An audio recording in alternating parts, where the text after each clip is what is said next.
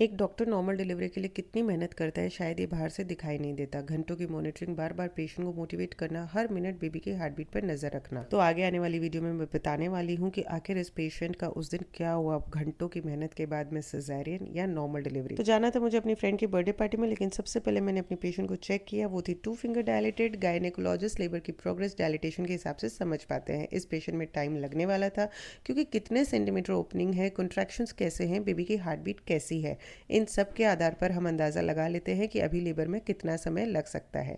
उसी एस्टिमेट के आधार पर कभी कभी हम अपने छोटे मोटे सोशल फंक्शंस भी अटेंड कर लेते हैं, क्योंकि सच ये है हमारी भी एक सोशल लाइफ होती है और एक प्रोफेशनल लाइफ भी। दोनों को मैनेज करना आसान नहीं होता, लेकिन ज़रूरी होता है। लोग सोचते हैं कि डॉक्टर बाहर चले गए तो जिम्मेदारी खत्म, लेकिन सच ये है हमारा दिमाग हमेशा हॉस्पिटल में ही रहता है। एक कॉल, एक अपडेट, एक छोटी सी जानकारी भी बहुत फर्क डाल सकती है। इसलिए चाहे मैं जहाँ भी रहूँ, फोन पर लगातार मॉनिटरिंग चलती रहती है, क्योंकि पेशेंट की सेफ्टी कभी ऑफ ड्यूटी नहीं होती। तो थोड़ी देर बर्थडे सेलिब्रेशन हुआ, केक कटा, मुस्कानें थी, लेकिन मन के एक कोने में अस्पताल ही चल रहा था। और फिर हम पहुंचे अपने हॉस्पिटल, क्योंकि अब असली जिम्मेदारी हमारा इंतजार कर रही थी। अब आ चुका था डिलीवरी का टाइम। हम लेबर रूम में गए और वहां से शुरू हुई असली मेहनत। नॉर्मल डिलीवरी सिर्फ एक मेडिकल प्रोसीजर नहीं है, ये टीम वर्क है, डॉक्टर, स्टाफ और सबसे ज़रूरी माँ का।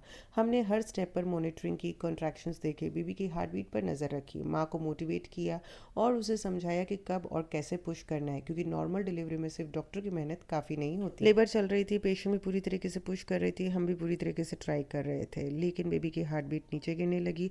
वो पल बहुत ही क्रिटिकल था। अब हमें डिसीजन लेना था। मैंने रिलेटिव्स को समझाया, बेबी डिस्ट्रेस में जा रहा है और हमें सिजेरियन के लिए लेना पड़ेगा। एनेस्थेटिस्ट और पीडियाट्रिशियन की टीम हमारी तैयार थी। पेशेंट को ओटी में शिफ्ट कराया गया। ओटी में लेने के बाद भी मेरे मन में था कि हम इसकी नॉर्मल डिलीवरी एक बार फिर ट्राई कर सकते हैं, क्योंकि मेडिकल जजमेंट सिर्फ मशीन से नहीं, अनुभव और स्थिति की समझ से भी आता है।